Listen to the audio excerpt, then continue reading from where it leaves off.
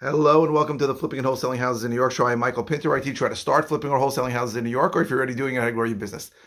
So the question is, what is a wholesale property? What does it mean? What is wholesaling? And if you stick around to the end, I'll give you some more information about how you can find out more if you want to, if this is something you're interested in. So what is a wholesale property? A wholesale property usually means, and it could have different definitions. I'll tell you what it means to me. It means that somebody, a wholesaler, is in contract with a seller for a property and is not going to close on it, but is going to assign that contract to a different, usually cash buyer.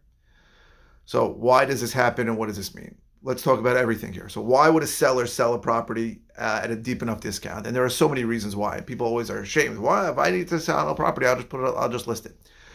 There are things that could be wrong with the property. So the property may have maybe in horrible condition, and the seller doesn't believe that a person can get a loan for it. The property might have permitting issues, or the property might have violations on it. Those are issues. The property might just be so full of garbage that the person doesn't want to deal with it. The person also might have an issue. So there could be an issue with the person. So the person might be going through financial distress and needs cash out quickly and can't wait for the amount of time that a traditional listed sale will take.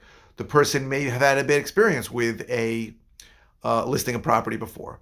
The person may just want certainty to, wow, that was loud. The person may just want certainty to know that that whoever's said they're going to buy this property is going to buy it and not give them any problems. And what a lot of people don't talk about and what people don't know is that on a standard real estate deal, there is a mortgage contingency, which really is, and I know this because I was in the mortgage business for 17 years, it really is a get out of contract free card.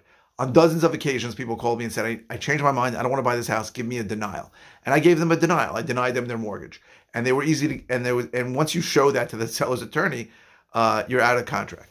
So some people just want certainty. In general, people are looking for certainty and convenience. That's why they go to an investor as opposed to putting it on, just listing it on the multiple listing service with a real estate agent. So that wholesaler then takes this contract and then they find another buyer who usually is going to fix and flip the property, and they're going to assign that contract. So in many parts of the country, that's a very small number. They might assign it for $3,000, for $5,000, right? But usually those are areas where the median price is maybe $100,000, $200,000. In our area where the prices are higher, there might be a bigger spread than that between what a wholesaler can get it under contract for and what he can then assign it to a fix and flipper for. So that assignment process is that the person who's in contract is going to assign the contract to somebody else who's going to buy it. It's possible for that to happen to an end user, a regular person, but it's impossible for whoever gets assigned that contract to get traditional financing for it, which is why usually it's not going to be just another person buying the property. And then that is a wholesale property. So usually what will happen is this fix and flipper will then take the place of the wholesaler who got into contract with the seller, and they will close on the property. And they'll usually, maybe they might use their own money, or they might use a private lender, or they might use a hard money lender to finance it. And then they will fix up the property and then eventually sell it to an end user who's looking for something that's in really good condition in that area. That is what a wholesale property is. So there's no typical type of wholesale properties. I bought properties that I've wholesaled that were in horrible condition, horrible, couldn't even breathe inside. I bought hoarder houses where there were literally floor-to-ceiling bags of stuff where there was just a path to meander through. I bought properties that are in good condition. Sometimes the seller just wants to know that it's taken care of, and they're willing to sell it at a price. And then I can find, because I've been doing this for a long time, I can find people on a list who I know will pay more than what I paid for it. And that's really what it comes to about. Now, the issue is it's very different in New York than in the other 49 states, because in other 49 states, most of the time a contract will have certain contingencies in it. A contingency is something that lets the buyer get out, or lets one of the parties get out. So typically in other parts of the country, a contract will have an inspection contingency. So you'll go to contract with a seller and you'll say, I need 2 weeks to do an inspection. And what a lot of wholesalers do is they use those 2 weeks to try to find a buyer. And if they can't find a buyer, then they'll just get out of the contract and they'll say, I'm sorry, my contingency is about to end. I want out of the contract. In New York, all inspections get done before the contract.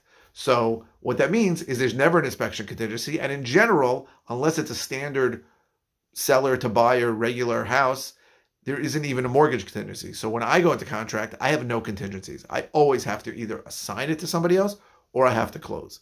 So that's something that you want to be aware of, that nobody teaches, because I think I'm the only person teaching this in New York, which is, even as I say it, I'm amazed, because there's so many great people out there teaching how this business works. Great people. I don't even want to start mentioning them.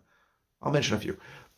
Brent Daniels, Max Maxwell, Tom Kroll. There are great people who teach us. These are great people who want to help and who have a lot to give and who are no BS and great people who want to help. But these guys, all of them, even Tom Kroll, who grew up in New York, have never done a deal in New York. New York is a completely different animal. I like to say to people, it's like on another planet. Right? The no inspection contingency is just one of the reasons why it's so different in New York.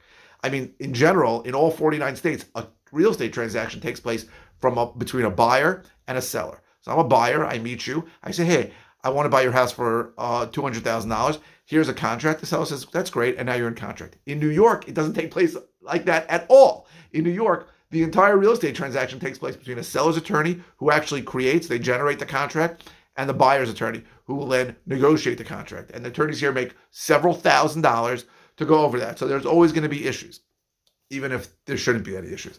And that transaction takes much longer in New York and is handled completely differently in New York than anywhere else. Now, if you're interested in learning more about how this works, I have created some products to help you. So the first thing I have is a course. And if you go to howtoflipnewyork.com, it should take you to the course. The second thing I do is I offer coaching to people if they're interested in the way I like to define it is the course tells you what to do, but if you want to be shown how to do it, then you need the coaching. And my coaching is absurdly cheap. It's ridiculous. People yell at me all the time that I don't charge enough for it. But there is coaching, and that's coaching.howtoflipnewyork.com. And those are the ways I've shown people how to do it. You'll see on the coaching page, I've helped a lot of people do their first, second, even third deal. And I'll just spill the beans now. How I make money on this coaching, because I don't charge enough, is that usually people will partner with me on their deal. You're not required to. So there are a lot of coaching out there, a lot of coaching places out there where you'll pay them $40,000, insane amount of money, and then they'll require you to sign something that says your first 3 deals you have to split with them. Okay? If you want to do deals on your own, if you have the money for it, if you want to do it, you found somebody else to partner with, you can do that. I don't obligate anybody to do business with me. But what I found is that when people start this, they really do not know if a deal is a deal yet. Right? That's another part of the business that people just don't talk about. In certain parts of the country, if you buy anything under $70,000, you know it's a deal. In New York, we have a tremendously diverse inventory. Houses built in the 1800s, houses built in the 1980s, and it's not easy to know what a deal is. And also, we're under this false impression that a seller is going to say to us, I need to sell my house right away, and I'll sell it for any price. That's probably not what's going to happen. More likely, the seller's going to have a number and say, I need $300,000. And you're not going to know if that's a deal or not. So I find that a lot of my students come to me and say, hey, I have this house. Can you come with me on the appointment? What should we offer? What can we do?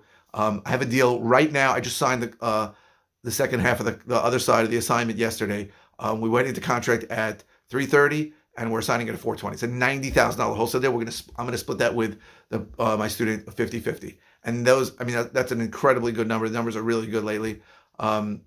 So these are the kinds of things that people don't talk about. You're not going to know what a deal is, so you're going to want my help. Again, you're not obligated to if you're being coached by me, but you're going to want my help. And if we do the deal together, I have a standard agreement.